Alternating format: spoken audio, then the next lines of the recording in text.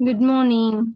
I'm Vijay Madhvi. Our today's concept is TCPIP model. As we have already learned about this OSI layers, in the OSI layers, we have 7 layers. But when we work with the TCPIP model, we have 5 layers. But what is the purpose of this TCPIP? It helps you to determine how a specific computer should be connected to the internet and also how the data can be transmitted between them. Okay. And it also helps you to create a virtual network when multiple computer networks are connected. Okay. And now only just now I said when we have the TCP/IP model, there we have 5 layers. When we are working with the OSA reference model, there we have 7 layers. Okay. And here, whenever if we are having these 7 layers, you just see here it is comes under the data link layer and physical layer. Next, as it is, we have this network and transport layer.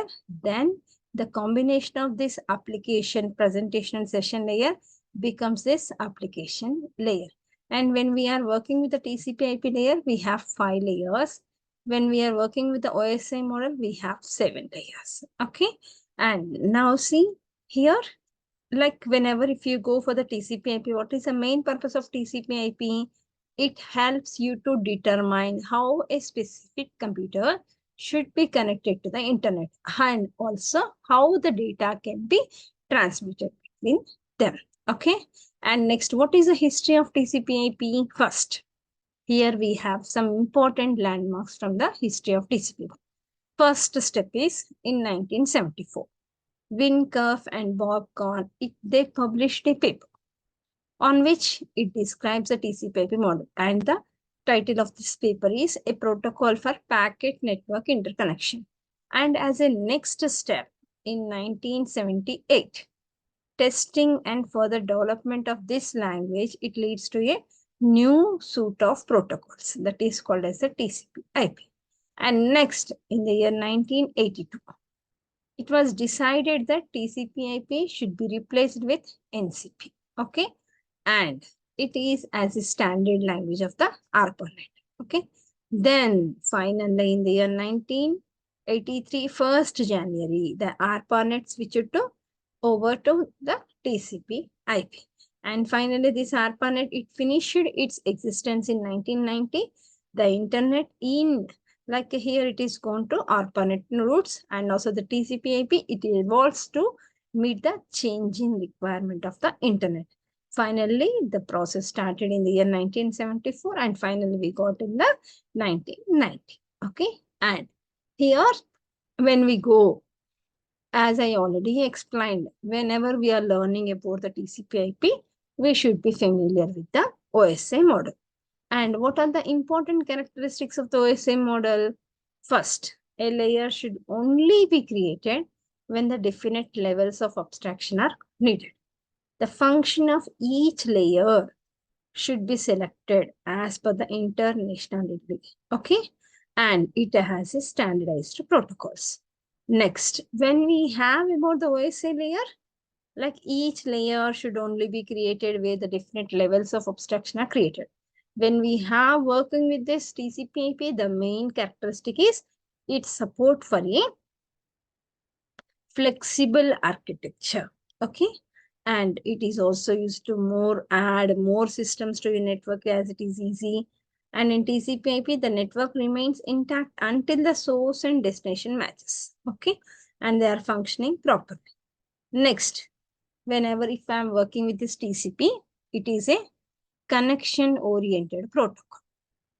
And this transmission control protocol, it is going to offer you reliably and ensures that data which arrives out of sequence and should put back into order. Okay. And this TCP allows you to implement flow control. So the sender never overpowers a receiver with data. And we never have a problem with the flow of data when we are working with the TCP. Okay.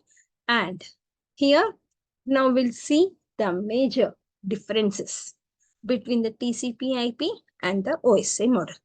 When we are working with the OSI model, who developed this one? It was developed by International Standard Organization.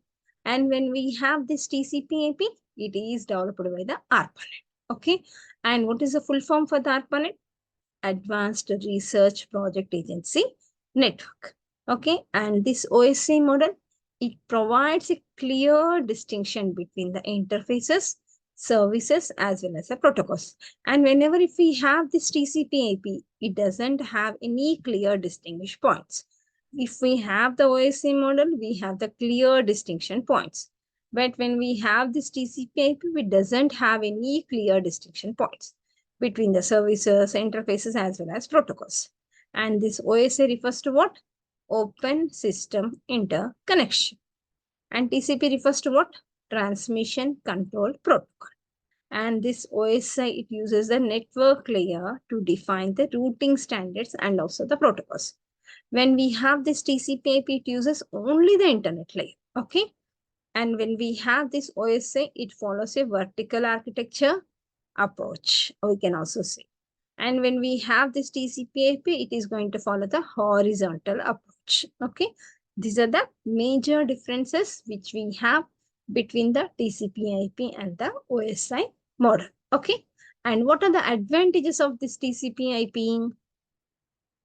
It helps you to establish, or it is going to help you to set up a connection between different types of computers. Okay. And it operates independently of the operating system. And it is going to support you many routing protocols. Okay. And it enables the internetworking between the organization. And here, like in the advantages we have with this TCP/IP model, has a highly scalable client server architecture. And it can be operated independently. And it is going to support you several routing protocols. And it is also used to establish a connection between the two computers. Okay. And whenever if we have the advantages, we also have some disadvantages. Yes, sir. Yeah, this TCP/IP is a complicated setup. Okay. That means this model is a complicated model to set up as well as to manage. Okay. And the overhead of this TCP/IP is higher than internet packet exchange. Okay.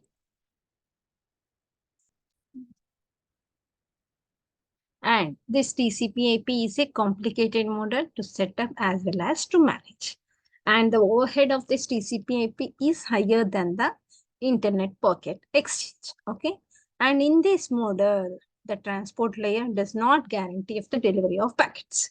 Okay. And replacing protocol in this TCP/IP is also not easy. And it has no clear separation from its services, interfaces, as well as the protocols. Okay. And these are the concepts which are very useful for the to learn about the TCP/IP. Okay.